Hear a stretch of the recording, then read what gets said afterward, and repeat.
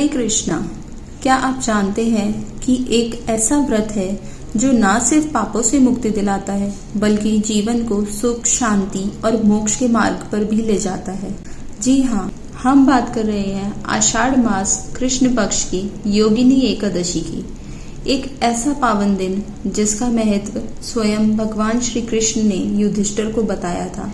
जब जब एकादशी आती है तब तब आत्मा को जागृत करने का एक अवसर साथ लेकर आती है, लेकिन एकादशियों में भी योगिनी एकादशी का स्थान बहुत विशेष है।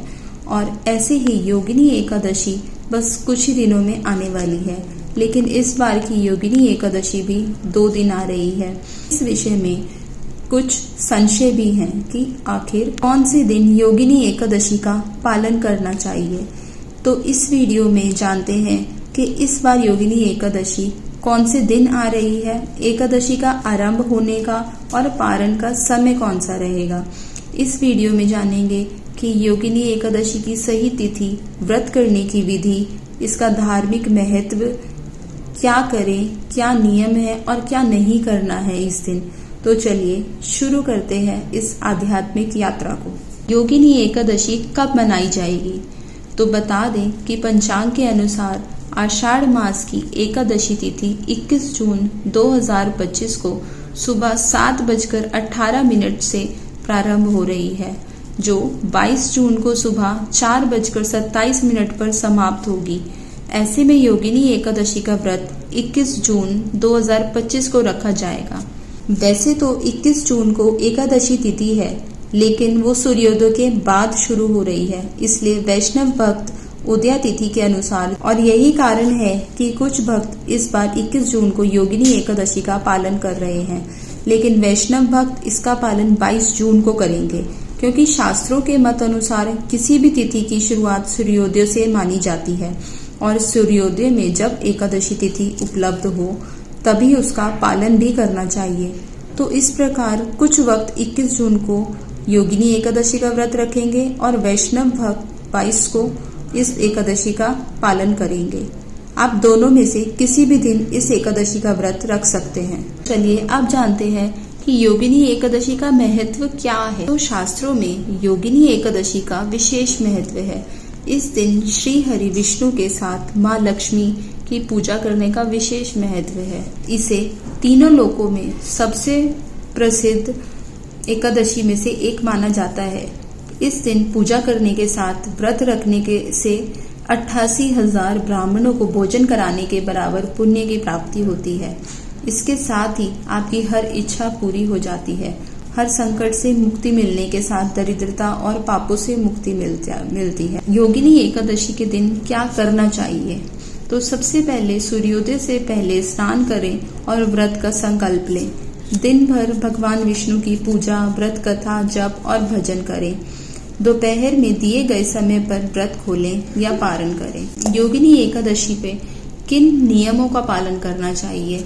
योगिनी एकादशी व्रत के दिन अन्न का सेवन नहीं करना चाहिए।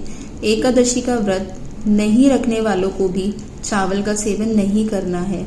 योगिनी एकादशी व्रत के दिन बाल, नाखून आदि काटने की भूल ना करें। योगिनी एकादशी व्रत के दिन ब्राह्मणों को कुछ दान अवश्य करना चाहिए। योगिनी एकादशी व्रत के पारण के बाद अन्न का दान करना शुभ माना गया है। तो इस दिन क्या करना चाहिए? एकादशी के दिन कुछ कार्यों को करना वर्जित होता है। ऐसा माना जाता है कि एकादशी पर इन वर्जित कामों को करने से धन की देवी माँ लक्ष्मी नाराज हो सकती हैं। इस व्रत में कई नियमों का ध्यान रखना पड़ता है। आइए जानते हैं कि इस दिन कौन सी गलतियां नहीं करनी चाहिए। योगिनी एकादशी के दिन गलती से भी तामसिक चीजों का सेवन ना करें। धार्मिक मान्यता है कि एकादशी पर तामसिक चीजों का सेवन करने से व्यक्ति के सभी पुण्य नष्ट हो जाते हैं और अशुभ फल मिलने लगते हैं। एकादशी पर चावल का सेवन करना वर्जित माना गया है। ऐसे में एकादशी के दिन ना तो चावल घर में बनाएं और ना ही खाएं। मान्यता है कि एकादशी के दिन चावल का सेवन करने से व्रत का फल नहीं मिलता है। इस दिन गलती से भी तुलसी में जल नहीं चढ़ाना चाहिए। साथ ही एकादशी के दिन ना तो तुलसी को छूना चाहिए और ना ही तुलसी के पत्ते तोड़ने चाहिए। इस दिन लड़ाई झगड़े से बचें, मन में बुरे विचार न लाएं। इसके अलावा एकादशी व्रत के दौरान गुस्सा करने से बचें। साथ ही एकादशी के दिन काले कपड़े नहीं पहनने चाहिए। योगिनी एकादशी के दिन अपने घर में साफ सफाई का खास ध्यान रखें। अगर आप एकादशी के दिन अपने घर में गंदगी रखते हैं तो माता लक्ष्मी का वास आपके घर में नहीं होता है और आर्थिक तंगी भी रहने लगती है। इस दिन कुछ जरूरी मंत्रों का जाप जरूर करें, जैसे ओम नमो भगवते वासुदेवाय नमः, ओम नारायणाय विघ्नाय वासुदेवाय धीमहि तन्नो विष्णु प्रचोदयात्, ओम विष्णुवे नमः। या फिर आप इस मंत्र का जाप भी कर सकते हैं। शांताकारं भुजगशयनं पद्मनाभं सुरेशं विश्वाधारं गगनसदृशं मेघवर्णं शुभांगं लक्ष्मीकान्तं कमलनयनं योगिभिर्ध्यानगम्यं वन्दे विष्णु भवभयहरं सर्वलोकैकनाथम्। इन मंत्रों का उच्चारण करके आप योगिनी एकादशी का पूर्ण फल पा सकते हैं।